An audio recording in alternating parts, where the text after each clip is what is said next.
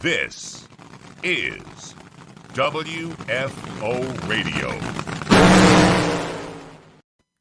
Hey, everybody. Joe Castello back with you. Yes, it is time to talk to the winners of the Mopar Express Lane NHRA Midwest Nationals presented by Pennzoil out there at Worldwide Technology Raceway. And there's a whole lot of sponsors in those names. Tommy Johnson Jr. is going to be on the show, and he's our sole guest for however long we keep him. And you guys out there on Facebook and Twitter and Twitch and, of course, YouTube. YouTubers, subscribe, click the bell. We want to get to 1,000 subscribers as rapidly as possible. I'm going to start doing YouTube-only shows, I think, like just YouTube only, so that we can drive some people to the YouTube. Apparently, it's a really great way to watch, and maybe they don't throttle us nearly as much as the Facebook people do.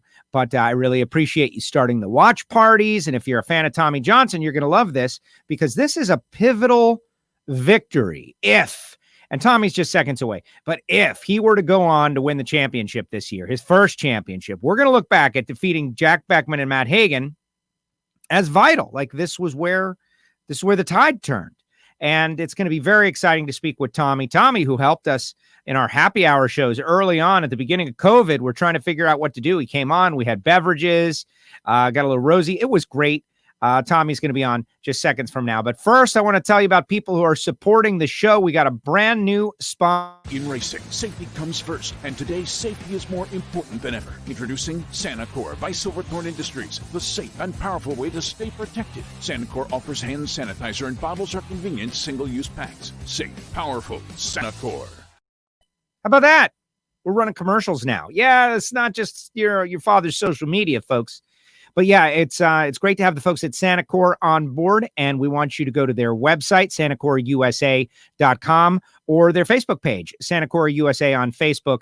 And the way it is now, you need to stay protected, and these packets that they have, they are the best, because you can just throw a bunch of them in your pocket or hand them out or give them to your clients or your customers or at the entrance place to your business, and people can choose to stay as protected as they want. It's really great. Happy to have Sanacor on, and Tony Shortall going to be on the show next week, it looks like, before Dallas. But also talking about samtech.edu, the School of Automotive Machinists and Technology. Start your education at full speed. Samtech, all you young people out there looking for the next generation of mechanics and crew chiefs and machinists and motorsport EFI tuners. They're approved to train veterans under the GI Bill. Check them out. Go to samtech.edu. And, of course, Houston, coming up, we will be down there at Houston Raceway presented by Pennzoil. Marvin Rodak, Rodak'sCoffeeandGrills.com, the hot sauces and the spice rubs and everything good gourmet to the nines. Give Marvin a call, 817-924-6821. Total Seal Piston Rings, the leader in ring seal technology, TotalSeal.com. Got a brand new website,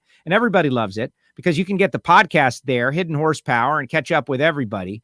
But also, if you're a bracket racer, you're an engine builder, you're looking to wring that extra horsepower out of your engine, don't skimp out on the rings. Apparently, that's what a lot of people do. They think, I got all the best parts, I'm going to cheap out on the rings. That's the worst thing you can do. TotalSeal.com. And finally, Frank Hawley's Drag Racing School, the Dragster Adventure, FrankHawley.com. Licensing courses. You can learn to drive an alcohol funny car there. But for a regular person who doesn't want to be the next champion race car driver, the Dragster Adventure is just a day of fun. Go do it. Check it out. And a shout out to Nitro Fish as well. Use the promo code WFO20. Hello and welcome to everybody. And now it's time to get to our most recent winner, driving a Nitro funny car on a chaotic day. My goodness. Tommy Johnson Jr. TJ, welcome back. Congratulations. Good to be here, Joe. Yeah, it was a good day, good weekend, and good to be on your show. Yes, you won your way back on. And that's the way we've been doing it now for over 10 years. You win your way on the show. It's like there's this big giant check, and then there's the Wally, and then the Prestige, and way down at the very bottom in tiny fine print, you get to be on WFO. The more you see you, the better it is. Ah, there it is. The last time we had you on was the happy hour show, I think, right? That was I think so. Yeah, it was a good time. That was a fun time. Yeah, when everything was up in the air and everybody was jumping to go to the racetrack and didn't have anything to do, it was fun way to pass some time, and really enjoyed it. I had a lot of comments about that show that a lot of people enjoyed that. It was a good time. That's what I love to hear. I love to hear that people are watching and that we're getting comments and feedback as we try to do something different. All right, so you heard my lead in.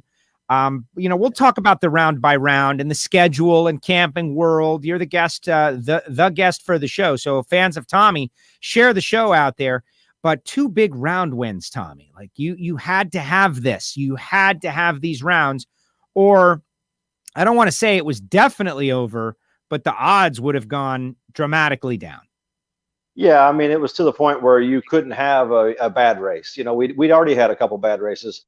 Indy first round, we had a parts failure and lost first round. Number 1 qualifier at Indy, U.S. Nationals, was looking good and was way ahead first round and had a parts failure in a route, and that was disheartening. And then they went to Gainesville, lost a really close race to Tim Wilkerson, and Tim ran great that weekend and got to the final round. And it just, I thought we'd be good. I never saw him the whole way down the racetrack. I was through the chutes and didn't see the win light. I thought, what do you mean we didn't win? So going in St. Louis was you have to get healthy weekend. We had to go rounds. We had to. The only thing that would have been better if Jack and Matt would have lost first round, it would have been a much better weekend, but they didn't. So you had to take them out. You can't let them keep going rounds and gaining points. And you lose 20 here early on. It's lose 20 points. That's no big deal. And then as it gets down to the wire, you lose 20 points, and it's a huge deal. So those points that we gained in the semis and the final was a must, and we did a good job and got them done and put ourselves in a lot better position than what we were going into that race.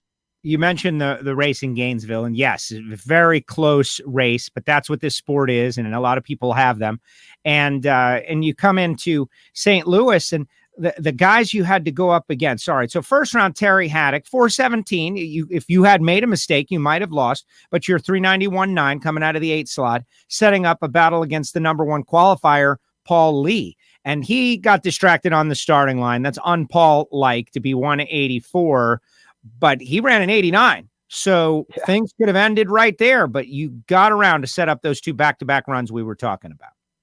Yeah, I mean, it seems like every time you do well on a Sunday and have a good day, you've got that one lucky break or something went your way that day that kind of set it up to, you still have to perform, but you need that lucky break or so. And that was our second round. Paul's car is really running well. And guys like him, he scare me, because you don't know what you're getting.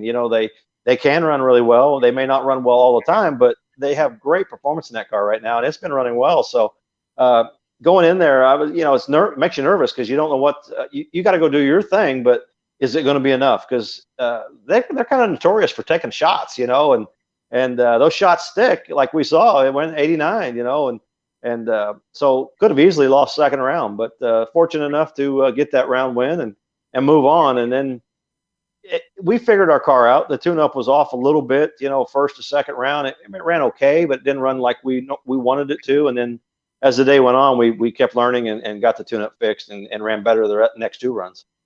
I don't know that everybody knows, and I mention it because I think it's interesting that Paul's car in many ways is a DSR car. It's a clone of the Napa car, and Tobler even has been helpful. And I don't know that that's a secret or anything, but DSR drivers always say their toughest competition comes from inside DSR because everything that goes into it. And so I would imagine that car is the same. It's just operated by another company outside of DSR using DSR parts, etc.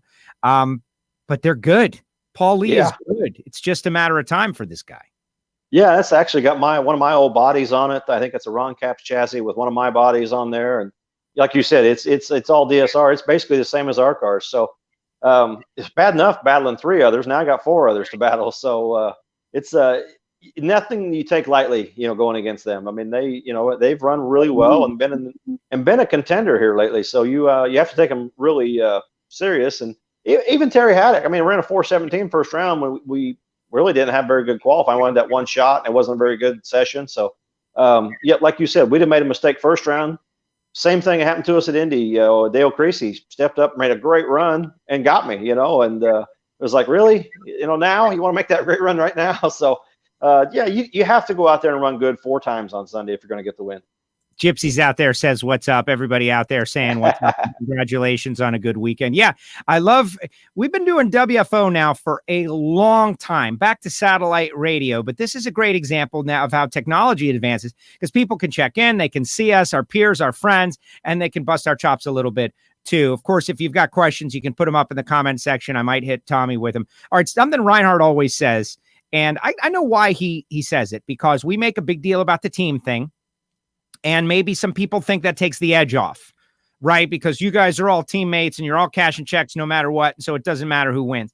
And so he'll be very overt about saying that you guys are rooting against your teammates, especially when you're in a points battle like you are now. And you referenced it, right? Like if Jack and Hagan had lost first round and you had gone out to win the race, that would have been better for you and your guys and your team.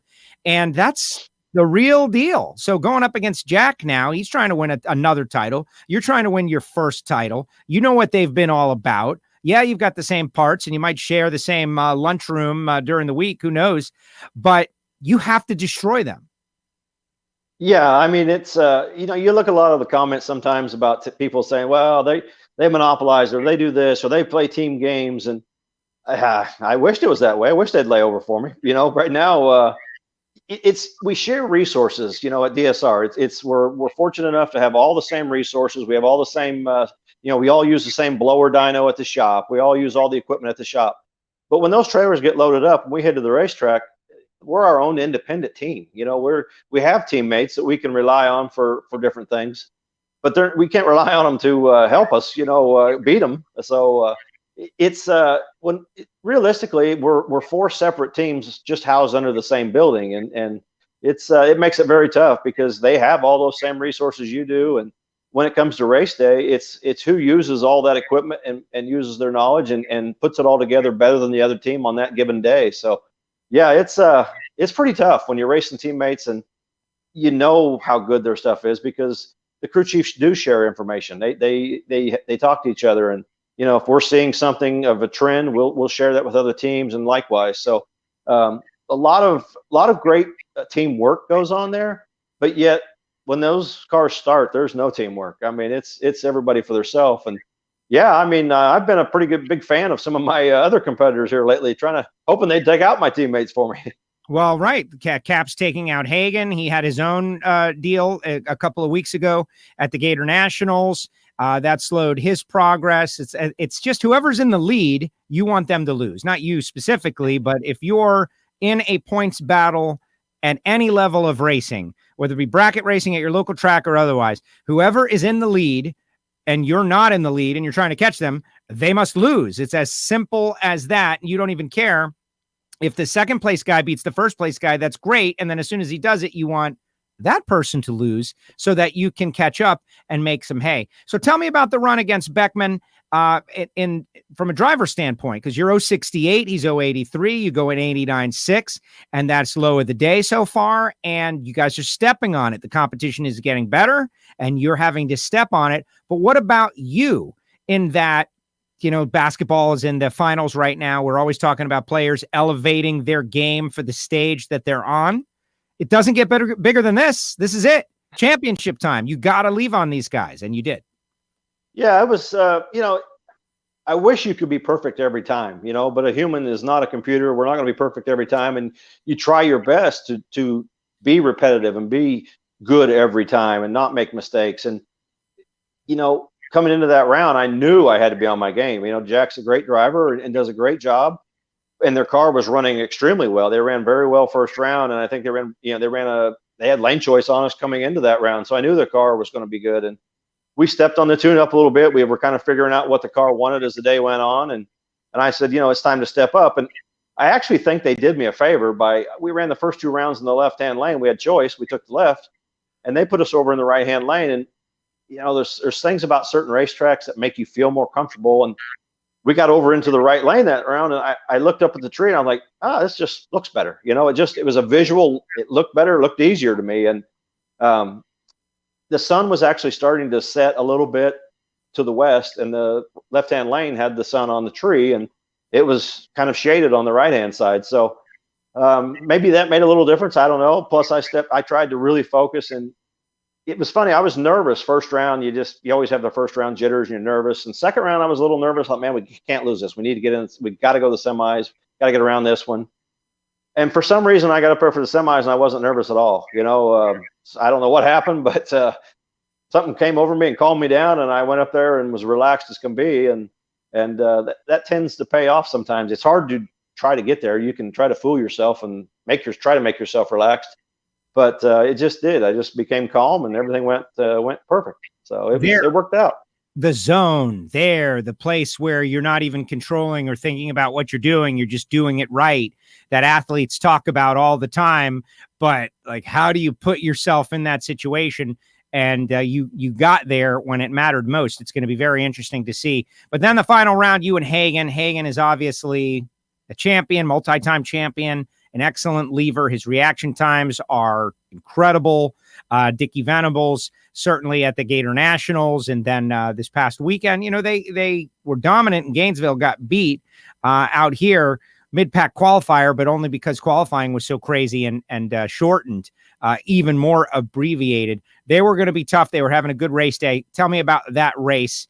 And you got off the starting line first against Matt Hagen, 047. He was 058, and you both went 88s. Yours with a 4, his with a 6. And I know that there's, roll it in, this and that. In the final round, none of that matters. So just tell us what you did and how it went. Well, I think it's the zone you were speaking of. We were actually a little late getting up there. We'd had some issues in the pits on the service, and we were late getting up there. And well, we came around the corner. Matt was already in the car, ready to go, and they were unhooked and ready to fire. And they were waiting on us to get there to tell them which lane we were going to take. And I asked John, I says, "You okay with that right lane?" He said, "Yeah, I think so." I said, "Good, I want it." Because it felt good to me that ran before.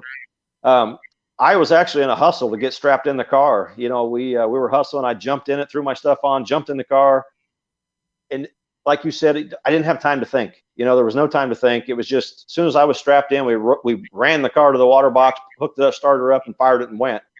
And the funny little note that most people don't know, that when he buckled me in, he was in such a hurry to do it.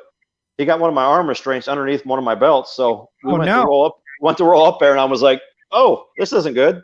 So I reached down to make sure I could get to the reverser, and I reached over and I could barely get to the fuel shutoff lever.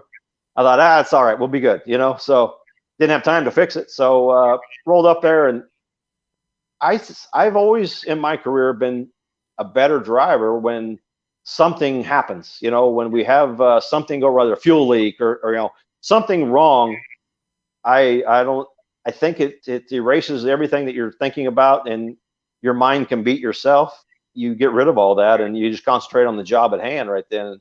And I think a combination of things, the liking the right lane better, being in a rush, having my arm restraint tied down where I could barely move my left arm, and I thought, that's okay, get out of the way. I got to do this, So maybe adrenaline was going a little bit that run as well with everything going on. But yeah, I looked at the 60-foot time and thought, man, I didn't even get it rolled in. Like in the final, it's like, well, there's no lane choice for the winner's circle, so get out of the way. I'm rolling this baby in and get all I can get. But still went 870, 60 foot, and I thought, man, I didn't even get it in. It's one of my quickest 60 foots of the day. So.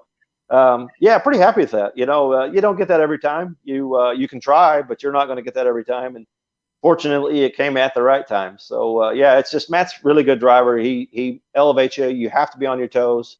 I knew he would be good, and just was ready to go. Let's watch the final. Header flames up to the roof for Hagen, but this time it's Tommy Johnson Jr. 3.884 seconds, 326 miles an hour. Johnson defeats a 388.6 at 3:33 for Matt Hagen. And there it is, the win. Reliving that. I like seeing that. That's pretty good. I've watched it a couple times, maybe. I would imagine. Like the idea that you can actually go back and watch your win. They did a great job on the broadcast. And I know that, I'm a diehard fan. Clearly, I'm doing this show. But the building of the drama, they had a camera in your face under the body while they were strapping you in. And all of that time, people might think, well, there's nothing going on. But to me, that's building the drama. That's when it's all going on. This is Tommy Johnson. This is in a championship fight, and he needs this win. And Matt Hagen is going to be the points leader at this moment. And if Matt Hagen wins, it's a 40-point swing, all of those things. And the points as we see them now, Hagen leads Beckman by 16 and you by 34, Caps by 147. So I don't want to say that Ron Capps is out of it, because anything is possible. Certainly not mathematically out of it, but I'm really feeling like this is a 3-horse race at this moment. And you inside of 2 rounds, this could go in any direction thanks to this race win right here. And as I said, if you do go on to win your first championship this season, this race, I think, is what people are going to look at as the gateway to the championship. Yeah, I mean, there's things you do all through the season. You can always look back on that one round. Boy, if we'd have just won that round, or we done this different. But last weekend was definitely something that if things go the way you want them to, you could look back on and say, well, that's where we made our move. That's where we solidified that we won to win the championship, and we did a good job on and making it happen that weekend. So yeah, it was a huge weekend for us. Points wise, morale wise, momentum wise, it was just a huge weekend all around. And for me, it was a really cool weekend because I have so much history at that racetrack. I grew up in Iowa, just 4 hours north. My dad won one national event in his career, and it was at St. Louis at that track in '76. And we've got pictures of me holding the trophy there after the end of the day. And I remember that. I raced at that track in alcohol funny car when it went the other direction. So I mean, I've been there a lot of years, and a lot of friends come to that race, and a lot of people I know throughout the years of my racing career. So it's cool to win that race and to have so many people that have followed me and a lot of them were there this weekend. So it was really a neat day for me. Nice little crowd. They endured weather and cold and discomfort to watch drag racing. All right, folks, if you got a question for Tommy, put it in the comment section. Like Larry Spider-Man McBride says, tell you to say hello. He's out there watching. Hey, now that's my hero right there. I mean, I actually got to go hang out with Larry one weekend. He was out here at Indy Racing, and we had the off weekend, so I went out and hung out with him and learned a tremendous amount about those bikes and how cool they are, and actually how similar they are to what we do. It's incredible, and I love going fast, but there's no way I'd ride that thing. I was thinking I might do a burnout on it, but I wouldn't ride it. Everybody see Larry. He wants to do a burnout, Larry. Let's make that thing happen. We'll do it for social. But, I was thinking about those guys the other day, like guys that I would not do what they do. All right. So what you do, I would not do what you do. I would have maybe entertained it when I was younger. And I didn't see all the stuff that I've seen now, like Leah's incident. My goodness, man, that was just nuts. And you've been through so many just chaotic moments, Caps through some major explosions pretty recently. I wouldn't do that. I think I'd probably get a little claustrophobic in there, etc. But I think I would do that. Like I could see myself do like Joe for $10 million. You got to go to 100 feet in Tommy's car. Can you do it? I would try it. I would try to do it. Yeah. Joe, for $10 million, you got to go 100 feet on Larry McBride's bike. You can close your eyes and go 100 feet, Joe. Yeah, well, but not on the bike. I don't know about the bike. Yeah, I don't know about the bike. I'll fly. You might want it. It might be better if you closed your eyes on that. Exactly. And then just pick up the pieces, whatever they were, of me or otherwise. All right. Some questions out there. I see the MD Anderson on your shirt. Boy, they've done a great job. And what's funny is that I'm seeing television commercials about them. The channels I watch, what a good job they do, how great a center they are, how many people they've helped, etc. I just found out that a good friend's wife had passed away from bone cancer, how terrible it is. And you're doing a great job for them. The program, Doug Chandler, getting something different in this year, but the program is coming to an end. So George wants to know, like, any news, anything in the works, and certainly getting Camping World and a new Fox deal can't hurt that search. Yeah, no, that's great news to see to get a new TV contract with Fox and more races on the network. I actually had my neighbors, they were looking for it. They don't have cable. They were looking for it on Fox. So to get more races on network is going to be a great thing. And then to have Camping World come aboard. I mean, that is a well-known company that's also involved in NASCAR that's going to bring some more notoriety. I think they're going to do a really good job of promoting the sport. I've seen what they've done with their truck series over there in NASCAR. And I'm excited about that. I think it's going to be a great association, and really happy to see them come on board and some fresh faces to put some new energy into the sport. And hopefully it shows good signs for drag racing that things are happening. So hopefully we can use that to our advantage and to try to get something to put together for next season. And it really saddens me that we had this program all set up for MD Anderson Cancer Center this year, and we really didn't get a chance to implement it. I mean, with COVID and not running the full schedule, there was a lot of things we were going to do that we just didn't get to do. And Sunday, it amazes me every Sunday at the races, people come up and tell me they either went to MD Anderson or their spouse or family went to the MD Anderson and friends. and it's amazing how many people have had to go there, and what a huge thing they're doing to help these people with cancer. And it's a first class organization, and it's the go-to place for cancer research and for cancer treatment. So it's been a real honor to represent them, and hopefully this past Sunday we put a smile on a few faces of those cancer patients by putting that car in the winner's circle. And I'd love to be able to do it again next year, but I can't thank the Chandlers enough for what they've done. I mean, it's been 7 years they've supported this team through Make-A-Wish and MD Anderson, and it's just been a great ride. And everything must come to an end, but it's been wonderful. I just can't thank the Chandlers enough. Well, exactly. And when we learned about the Coca-Cola deal, so many people, the sky is falling. This is the end of the world. It's over. Game over, man. And within 20 days, we've got a new and fresh situation that has got so many possible upsides, and nobody was calling that the minute afterwards. And so who knows what lies ahead for you and your team. And I know you got the best marketing staff over there at Don Schumacher Racing, and they're going to figure out something. If you could pick any product in Camping World to be like your associate satellite sponsorship, what would it be? Well, it probably wouldn't be the toilet chemical, but no. Anything other than that, I think we're good. Yeah, I mean, I don't care. I mean, the toilet chemical. I mean, why not? I would be a good spokesperson for the toilet chemical in the Camping World, because when I was working at DSR in the parts room and doing the track job and all that, I actually contacted the chemical company, and we were buying it by the 55-gallon drums so we could get a little cheaper, because all of our trucks and trailers use it in the pits, and we were bottling it ourselves in smaller bottles for the guys on the team. So yeah, I'd be a good spokesman for them, actually. There it is. Yeah, I mean, I want to go racing, man. I don't care what it is, but there's so many great products they have, and that's such a big market, because look at all the motorhomes and camping people that come to the races every weekend. And I traveled into the races in a motorhome for years, So there's a definite tie to the drag racing scene through Camping World, and I've visited Camping World many times and bought a lot of stuff from them through the years when I had my motorhome. There you go. All right. So Derek wants to know. Derek's got a couple of questions, but this one is kind of cute and funny. And I wonder if you were to win the championship, whoever wins the championship, are they going to be a Mellow Yellow champion or an inaugural Camping World champion? Yeah, that's a good question, because they made the announcement on Sunday. And I was actually strapped in the car, I think, when they made that announcement, and I was listening to it over the PA, and they said it effective immediately, and I thought, oh, cool.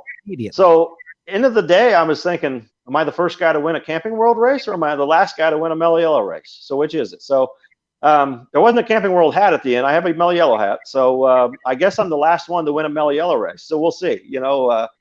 I'm assuming it's going to be the Camping World Championship. That's my impression. I saw the logo on the internet today for the race coming up this weekend. It's Camping World Drag Racing in Dallas. So I'm going to try to win the last Mellow Yellow one, and maybe the first Camping World one.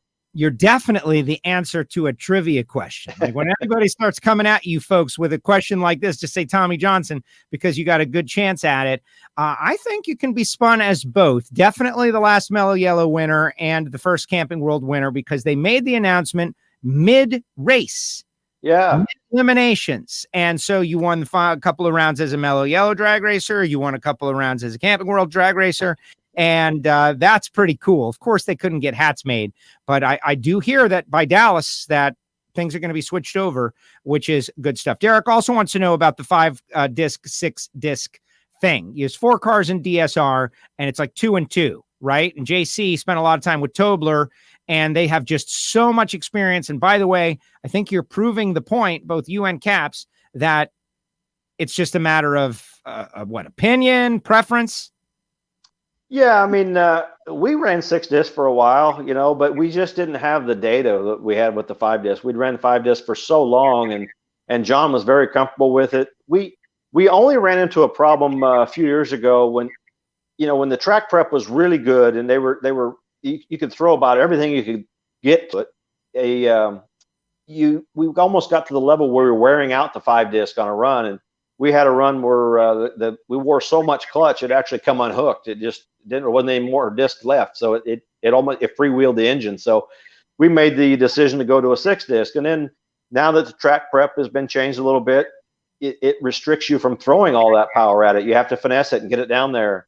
And we just felt more comfortable with the 5-disc. And so, yeah, DSR, you talk about, well, all these cars are the same and you have all the same parts. Well, they are, but yet at the same time, 2 of us run a 6-disc, 2 run 5-disc. So I think it's just the personal preference. And right now that works well for us. Now there may come a day that we are wearing too much clutch and we'll have to go back to a 6-disc. But for now, the data we have is all on 5-disc, and we know how to tune that. And until it comes a problem with clutch wear, I think we'll probably stay there. There you go. Well, it seems to be working pretty well. Again, questions, put them in the comment section. We'll definitely talk schedule, but this one wants to know, and I don't know who it is. They're probably in our WFO Facebook group. For whatever reason, if you're in the group, we can't see your name all the time, but who cooks better on your green egg, you or your dad? That's an easy question. Me. Really? My dad. Yep. My dad's a horrible cook. Oh, so my dad now he'll post pictures cooking on the green egg, but what he's posting a picture of is him. He gets the green egg started, and then he goes and sits down, and my mom cooks on the green egg. And then when it's all done, she takes it off and then makes him shut it all down. So, yeah. So I love cooking on the green egg. You know, I've actually got 2 of them now, and we cook about 75% of our meals are cooked on the green egg now. Oh, really? Yeah, we use it almost every day. Okay. So, on that note, that's a ceramic grill, like our barbecue guy, expert guru, Marvin Rodak. They have their version. It's Primo. But it's to me, as a gas guy, takes a while to get going, right? Is it worth the extra associated setup? That's my question for you. Ceramic grills, are they worth the extra BS? Yeah, I think so. Yeah, I had it sitting here for a while and hadn't got it put together yet, and put it together finally and used it the first time, and I gave my gas grill away the next day. So yeah, I thought it was that good. So there are a little work, you know, you got a little more work, but I kind of like tinkering with things and messing with them and change them a little bit. And I've tricked mine out with all these different components and this stuff. And so yeah, I kind of like the experimenting of it. And I've cooked everything from chili to desserts to you name it. I mean, from breakfast to lunch to dinner to dessert, I've cooked it on the green egg. So yeah, I love everything on it. All right. That's good. That's good. And you got a couple of grill meisters in the DSR camp, right? Isn't Ryan out there? Isn't he like something heavy when it comes to the grilling? Oh yeah, Ryan's got 2 or 3 different kinds of grills, and then JC, my crew chief, he has a couple green eggs, and yes, everybody. Yeah, everybody's got we actually have get-togethers, and we'll all cook for each other. So we share kind of recipes, and yeah, it's kind of the off track, away from the races. That's kind of what we do. We all like to grill. All right. So listen, I got to push Marvin's deal, man. These Primos, the green egg is definitely the one that everybody knows about. I wouldn't doubt it if Ryan doesn't have a Primo. I mean, he's the guy that, like, what's next? I want to try something else. It's got like a divider in the middle, so it's like the McDLT of grills. The hot side stays hot, the cool side stays cool. It's pretty crazy stuff. All right, let's see what Phil has to say. Hold on tight. Camping World's going to be a fun ride. Hey, TJ. Rebecca Powell saying congratulations out there. All right, let's talk schedule. In that 22 races as of now, Bristol not on the schedule, but my sources are telling me that this is not the final. This is the final for today, and that they're working on some things, and hopefully, Bristol will be on the schedule. Route 66 not going to be on the schedule. That's their announcement. But the big shocker, but not so much, we're starting in Gainesville. East Coast gets to open the whole series in March in 2021. We all understand why. What'd you think of the schedule as you saw it?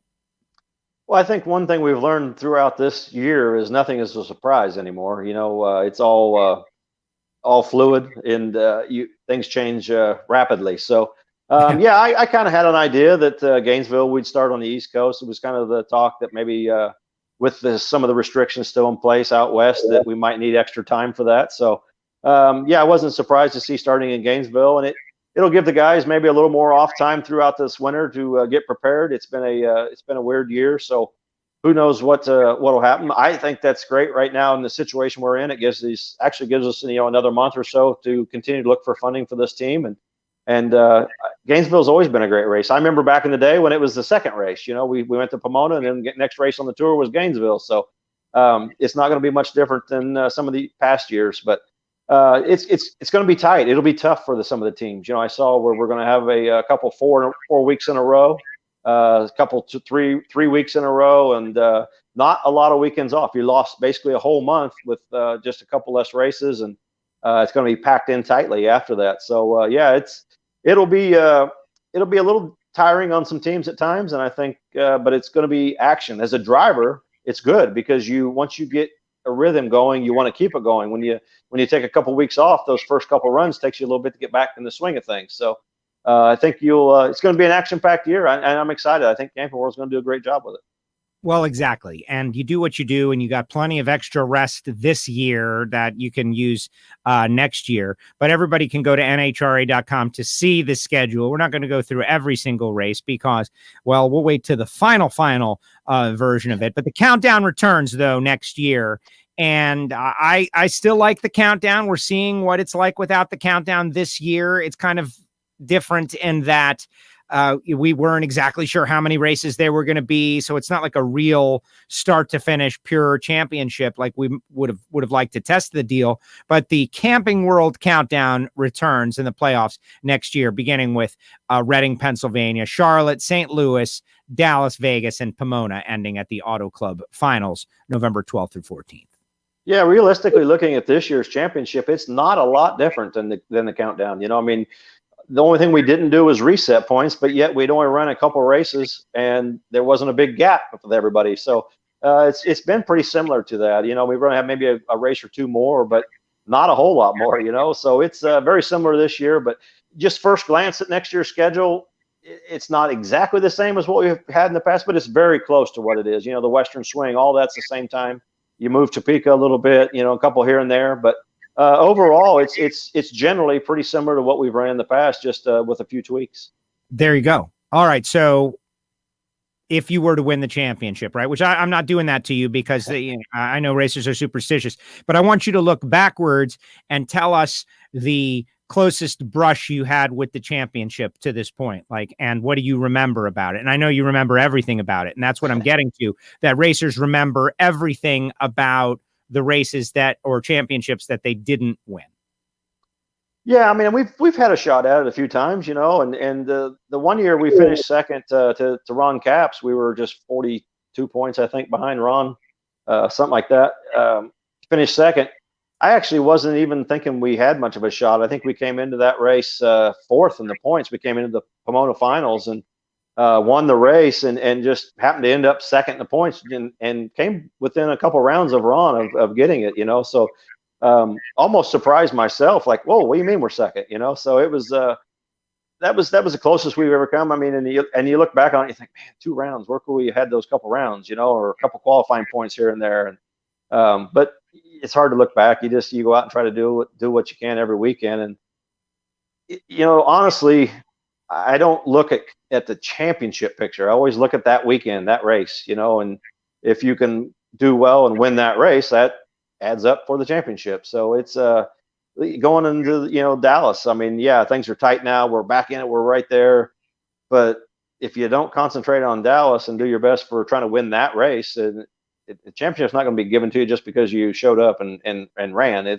You've got to go out and try to win that race. So yeah, I mean, at times maybe there's a little more pressure about it, but I get the same amount of pressure and build up and nerves for each event, throughout the year. Because if you wrap yourself up in that championship picture, you're probably distracted from what you should be doing at the time. So I'm going to go in there and just try to win Dallas. If we can win Dallas, and maybe get another round hit on those guys, see what happens. So, well, exactly. And you get 3 more chances to win Wally's this year, period. You get 3 more. And here, yeah, this is the way to look at it, in that you love doing this. This is fun. You've had a limited year already. Half of your fun was taken away by something terrible.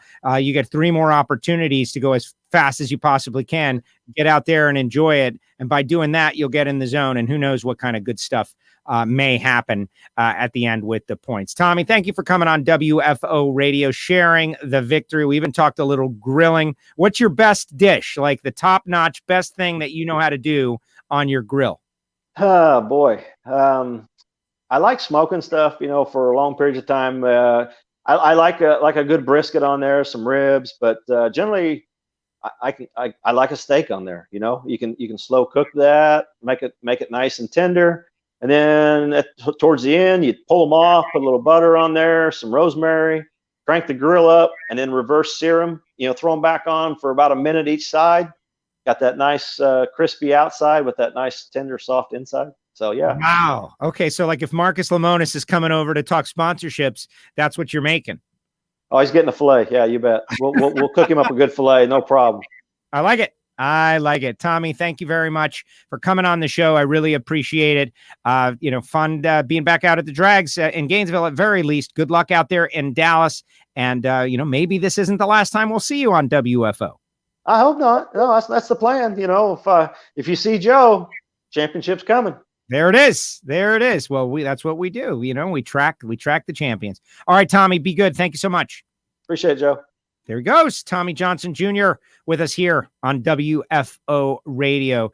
And poor job with the questions, guys. Poor job. But that's all right. You guys can't bring it every day, 110. You were good yesterday with Reinhardt. You can't bring it every day, 110. All right, final comments. Get them in the comments section. And I will tell you about a couple of different things. Like, for instance, the schedule. I was on Mark and Camry Caruso's show yesterday, so you can go to their Caruso Family Racing page and see me talking about the schedule and giving my thoughts. And, I always love when I'm not the host, right? And I'm sure a lot of people would prefer I not be the host. But being the guest is totally different because you just looking around depending on where they are driving you to.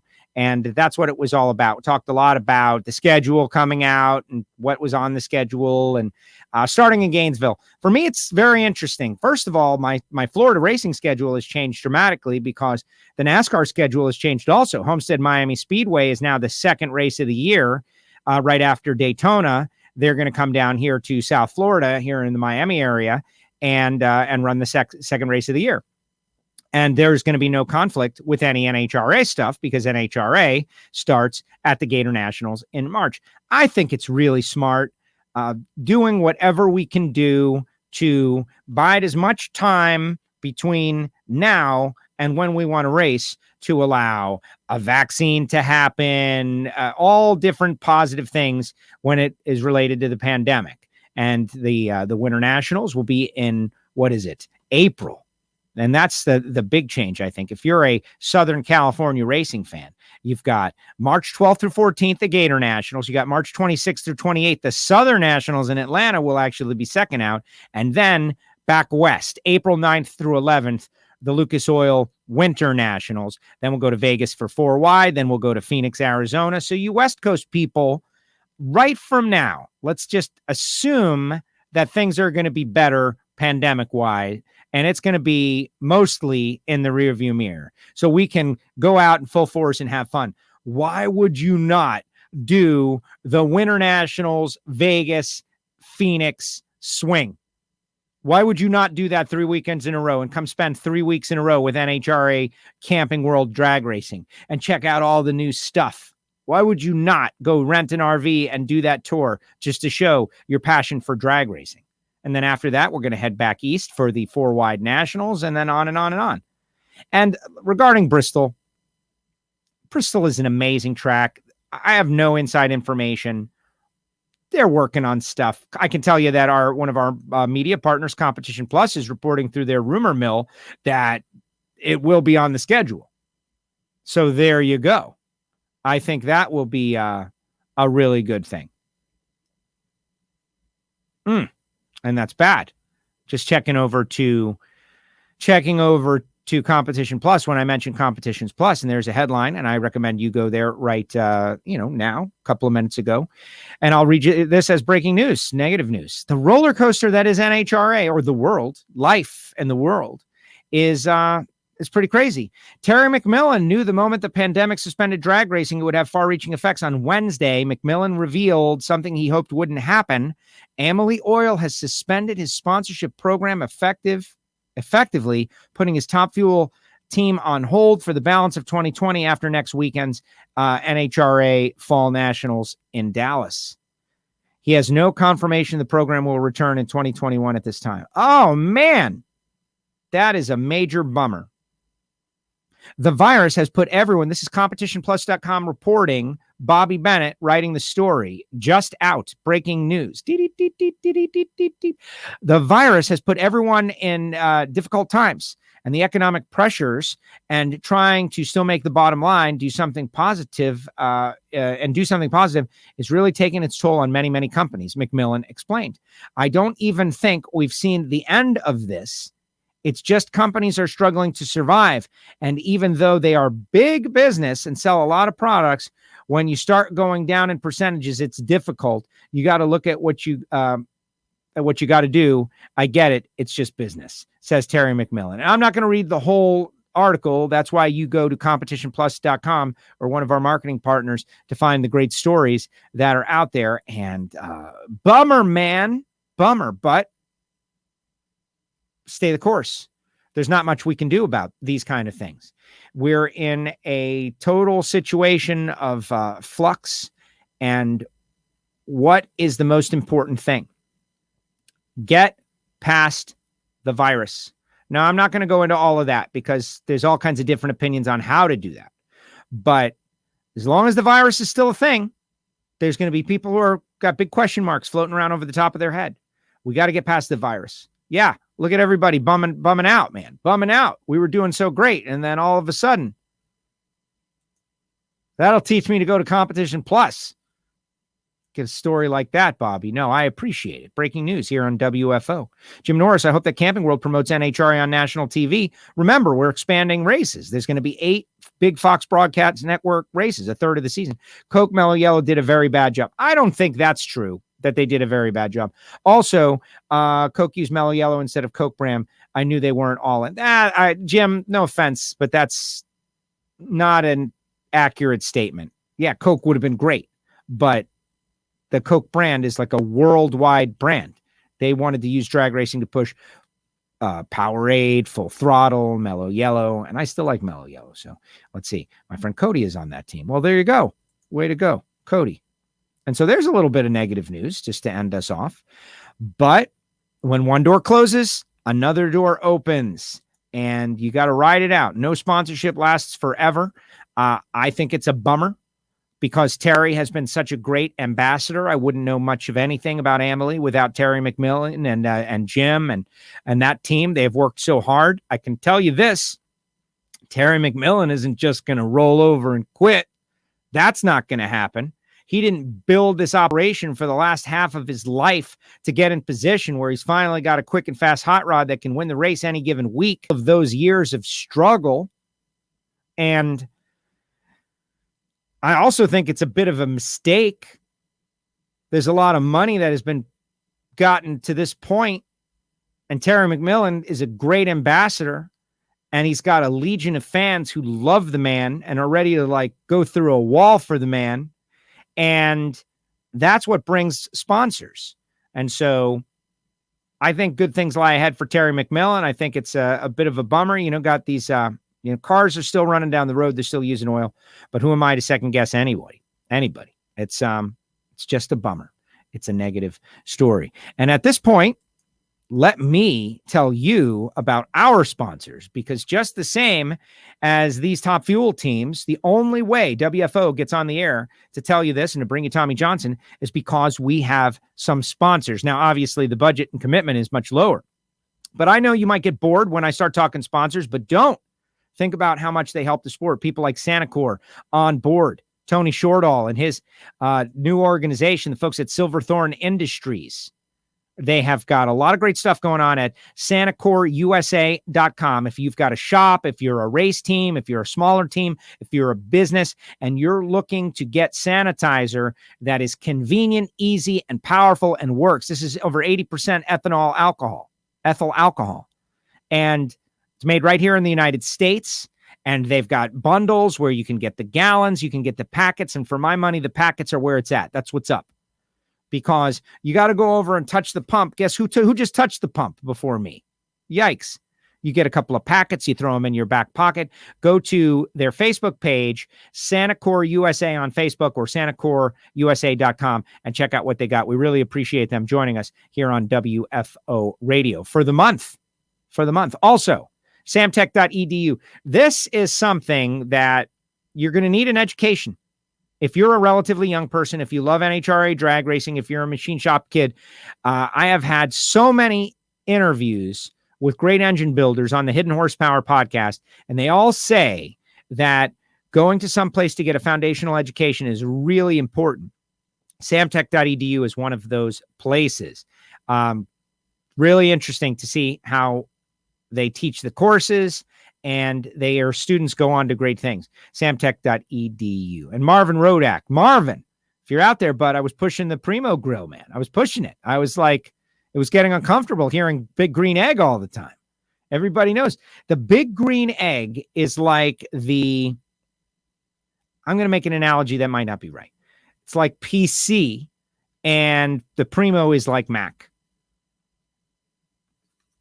There's one that there's more of them out there, but there's the other that the specialists use.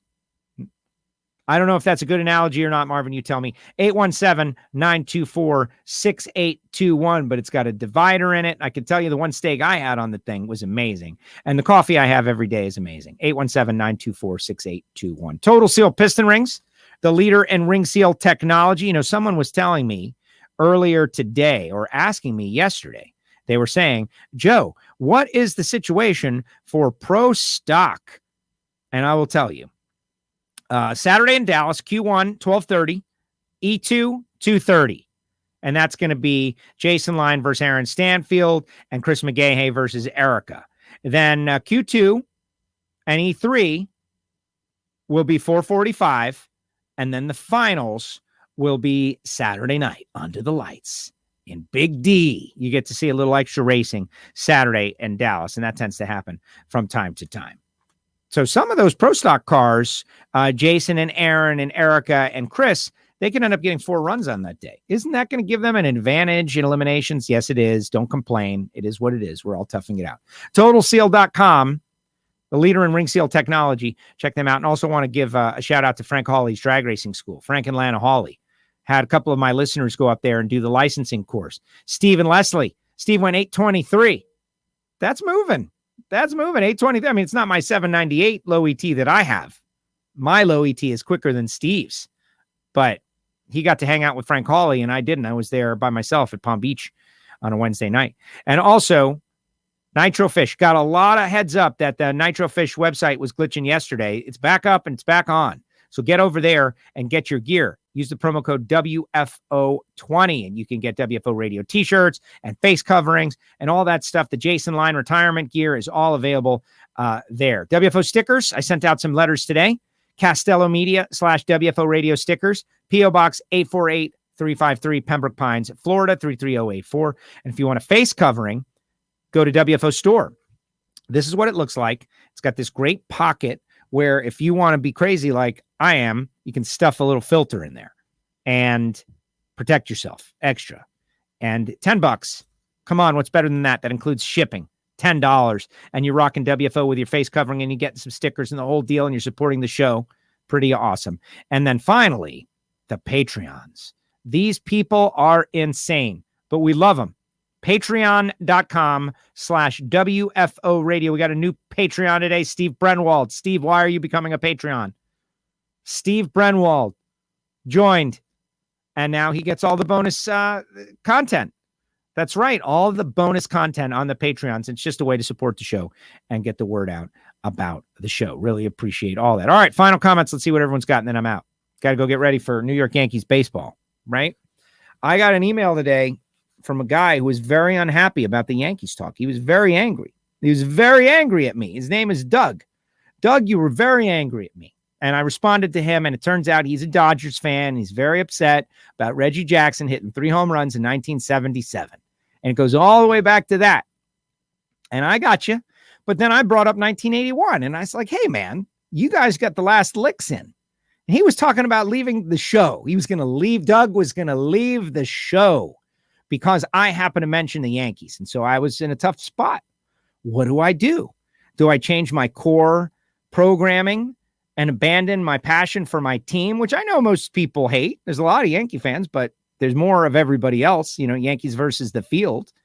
Do I abandon my team and abandon what I do because one listener is going to abandon me? And so the answer is no, obviously not. I sent him a nice email. I was like, I can't do that. This is part of my program. This is who I am. This is why people listen. They want to get what's up.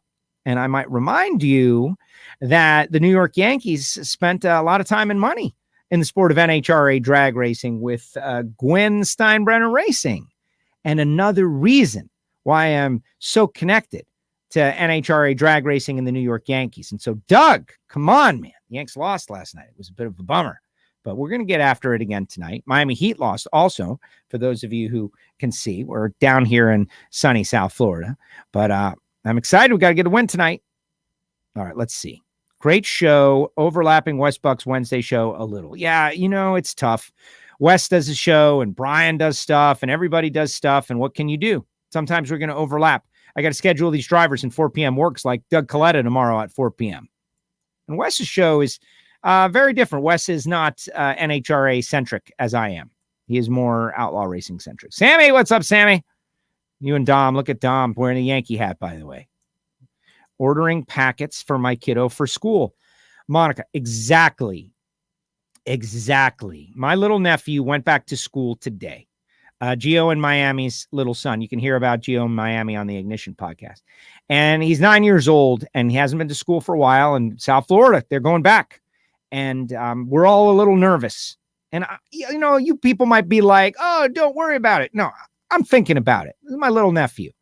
And to have some little packets of sanitizer to put in his back pocket that he could rip one over, that's not going to leak all over the place, that he could tear one open in the middle of a tough, sticky situation and use the stuff. And that's what Santa Core USA is all about. And that's what Tony Shortall is doing. And he's a drag racer. And everybody should really be doing all hands on deck to support everybody within drag racing. Simple as that. Jeff Shockley, who made the sign. Sweet, under the lights. Awesome. Let's see. Best I could come up with. Yeah, I get it. Commercial question? I like it. Thank you for that. Monica, thanks for a good show today. Good. Love the hat. Yes. I blew the guys away. Like I said, last time I hung with Dom was last year at Dallas when the Yankees were playing the Cheaters and the Cheaters were cheating and we were watching and we had no idea that the Cheaters were cheating with their nonsense. And ultimately the Yankees lost. And but I was rocking this hat and everybody was super impressed by it because this is old school. You should see the stuff I have. Hope you sent me extra lucky stickers. They're on the way, Jeff. They're on the way. They're on the camel's back. There are no other drag racing podcasts, says Dale. Dale, thank you very much. You said some really nice things on the Twitter machine the other day. And thank you for loving the show. And thank you for spending time with me. All right, so here's what's up.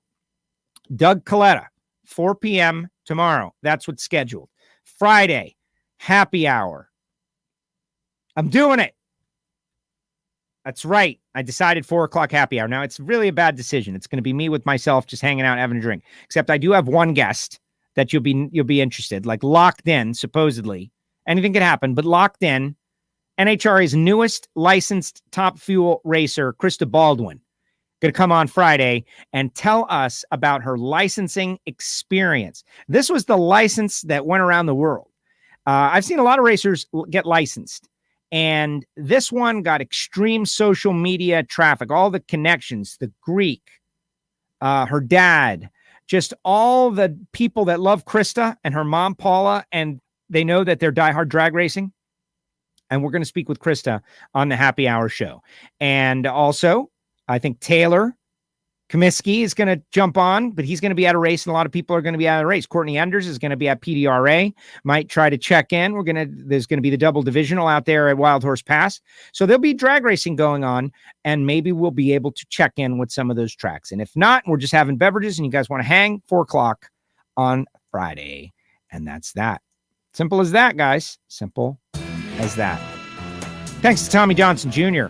and all you Don Schumacher Racing fans.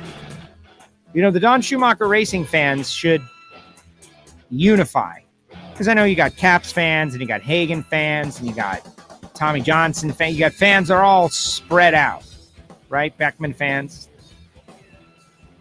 But the DSR, like, think about that organization. Not unlike the New York Yankees. You know, we interviewed the Don a long time ago, WFO podcast only. It might still be in the archive, but maybe not.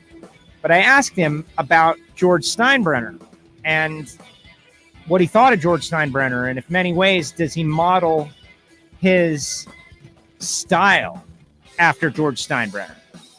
And Don Schumacher told me absolutely yes. We give you everything you need to be successful. So if you're not successful, what's up? And we're going to make sure that you know it. The carrot and the stick, the help and the hurt, all at the same time. He said that he modeled his way after George Steinbrenner. And of course, Big Stein. What can you say? All right, everybody, thank you very much. Really appreciate Tommy Johnson Jr. and all of you for coming on WFO. Remember, you can follow me at WFO Joe on Instagram and on Twitter. Follow the show at WFO Radio and YouTube. Subscribe, click the bell, because I'm getting tired of Facebook throttling us the way they have been doing it. Our sponsors, we really appreciate them. We'll see you tomorrow, 4 o'clock Eastern Time with Doug Coletta right here on WFO.